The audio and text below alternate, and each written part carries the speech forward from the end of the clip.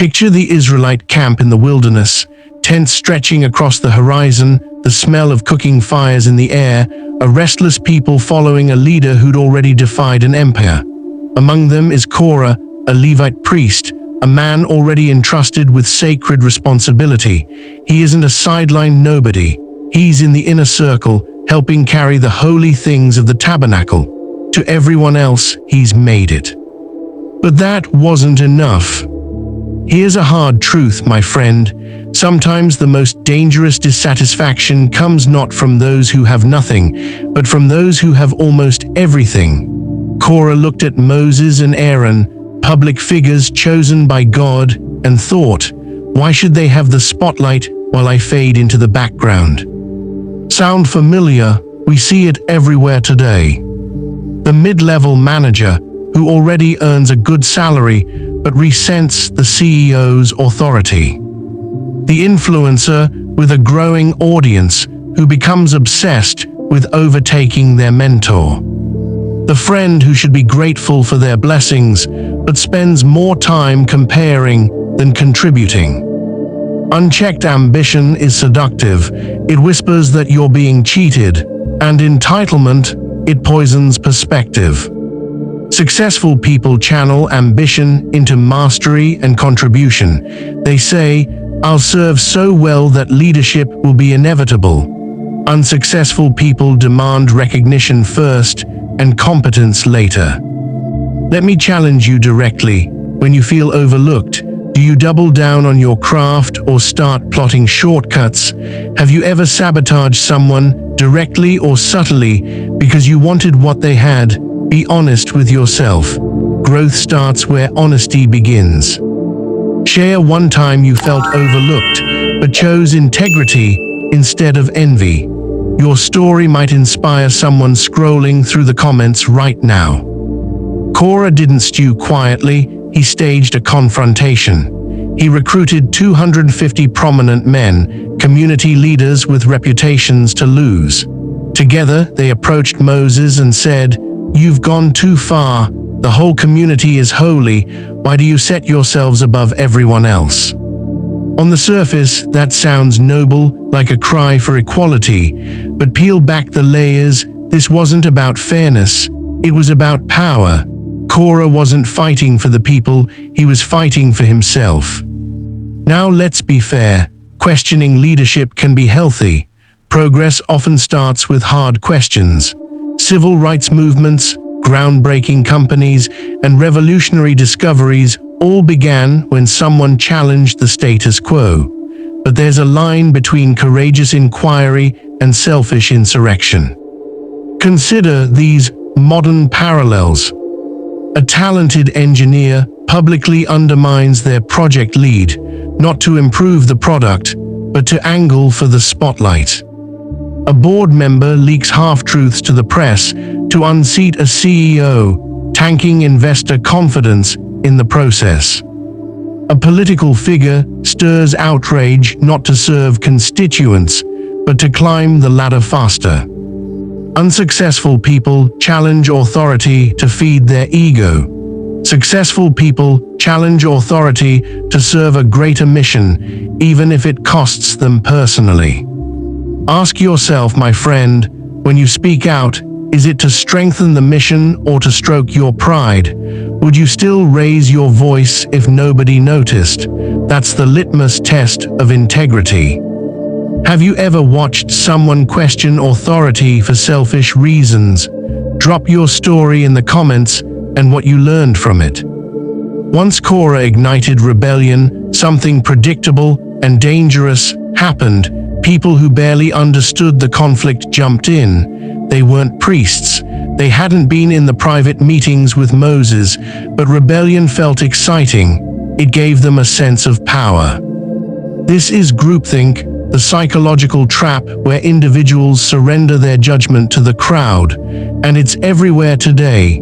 Think about online cancel mobs that destroy reputations before facts emerge.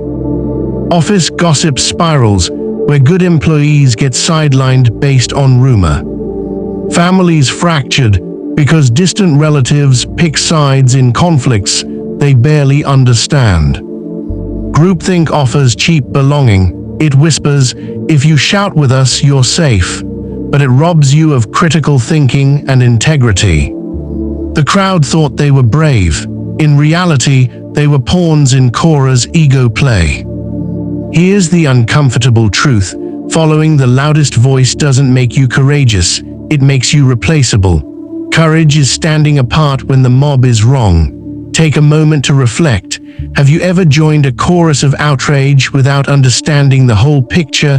What did it cost you or someone else? Share it below. When the mob confronted Moses, everyone expected drama. Maybe a fiery speech, maybe a display of power. But Moses did something counterintuitive. He fell on his face before God. Picture that, a leader with 1 million followers, a man who'd parted the Red Sea, choosing humility over ego. This is a leadership masterclass, my friend. In today's world, leaders clap back on Twitter, post cryptic Instagram stories, or call out their critics in public. Moses chose a different playbook: humility. Real strength doesn't need to shout. Hear why this matters to you. When you're attacked, your first instinct is probably to defend yourself loudly. But people of substance let their integrity do the talking. Ego-driven leaders burn bridges, humble leaders build legacies. Think of a time when someone questioned you unfairly.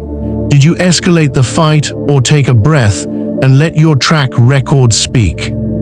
Drop a comment about a moment when humility saved you from unnecessary conflict, or when pride almost cost you big. Moses didn't argue his case, he proposed a test. Tomorrow, he said, bring censers with burning incense, and God himself will show who is chosen. This wasn't a stunt, it was faith in action. Here's the leadership takeaway: truth doesn't run from evidence. If your vision, your competence, or your integrity is real, it can withstand scrutiny. Let's talk modern life. In business, the best entrepreneurs don't fear audits or transparency, they embrace them. In relationships, honesty doesn't dread hard conversations, it invites them. In personal growth, real confidence doesn't fear feedback, it seeks it. Unsuccessful people build fragile reputations propped up by optics. Successful people build solid ones that can survive the fire. What's one area of your life you're willing to put to the test to prove your authenticity? Tell me in the comments. You might inspire someone who's been faking it. The next day the people gathered. Korah and his allies stood confident, incense burning, but the ground beneath them cracked. Imagine the panic, the shouting, the realization that this wasn't politics anymore. The earth split, swallowing Korah, Dathan, Abiram, their families, and everything they owned. Flames consumed the 250 leaders, offering unauthorized incense. This isn't myth for the sake of entertainment. It's a dramatic picture of a principle you see every day. Arrogance builds on unstable ground. Maybe the earth won't literally open under you, but life has its ways. The executive who manipulates numbers eventually faces financial ruin. The athlete who cheats the system loses their career and reputation overnight. The person who builds influence on gossip finds themselves isolated when the truth surfaces. What kind of ground are you standing on right now? Is it solid character or shaky ego? Let's bridge ancient wilderness to modern boardrooms. Korah's story repeats itself daily. In companies, a disgruntled team member whispers dissent, gathers allies, and destabilizes the project. In startups, co-founders clash not over mission, but over credit. In communities, someone undermines a proven leader out of jealousy, dividing a cause that once united everyone. These rebellions rarely end well. The instigator often leaves in disgrace, and the community suffers unnecessary wounds. Successful people don't destroy to ascend. They create, they contribute, they elevate others. They understand that tearing others down might get them attention, but it won't earn them respect or lasting influence.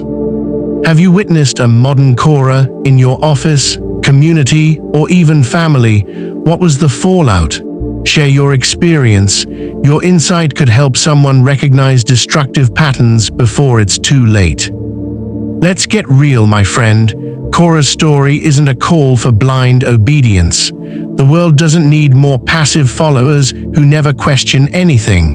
The world needs bold thinkers, innovators, and reformers, but boldness without wisdom is recklessness.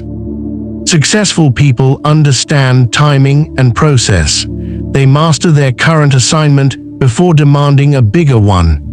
They know that respect for structure doesn't chain you, it positions you for future influence. Think about companies where someone quietly learned, built relationships, and developed expertise before stepping up.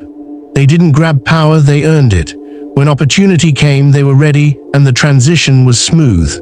Now think about environments where someone bypassed preparation, snatched at authority, and imploded under the weight. Korah wasn't crushed because ambition is evil. He was crushed because he skipped the preparation that authority demands. Ask yourself, am I truly ready for the influence I'm craving, or am I just impatient? Share your honest thoughts in the comments. Here's the bonus truth for those still watching, your reward for staying to the end. Most people think Korah's line ended in disgrace, but scripture reveals something astonishing. Korah's descendants survived.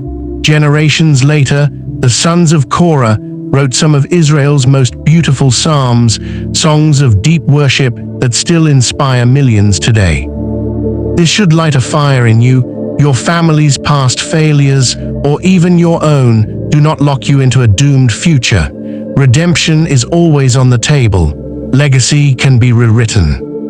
Maybe you come from a line of broken promises, financial disasters, or poor choices.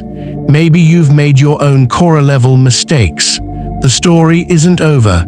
You can become the generation that turns rebellion into redemption. If this twist surprised you, drop a fire emoji in the comments and tell us what legacy you're choosing to build starting today. So here we are, the wilderness is silent again, the dust settled, and a humbled nation watches as Moses continues the mission. The lesson echoes through time. Ambition without integrity devours itself. My friend, your choices today are the seeds of your influence tomorrow.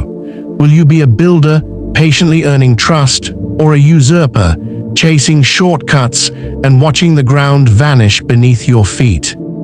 Hear what I want you to do right now. 1. Reflect. Identify one area where impatience or ego might be steering you off course. 2. Adjust. Commit to mastering the responsibilities you have before demanding more. 3. Engage. Tell me in the comments which phase of Korah's story challenged you the most. And if you're serious about transforming your ambition into lasting influence, smash that like button, subscribe, and turn on notifications. Because here, we don't just talk about success, we expose the uncomfortable truths that build it. Remember, pride builds on sand, humility builds on rock. Choose your foundation wisely.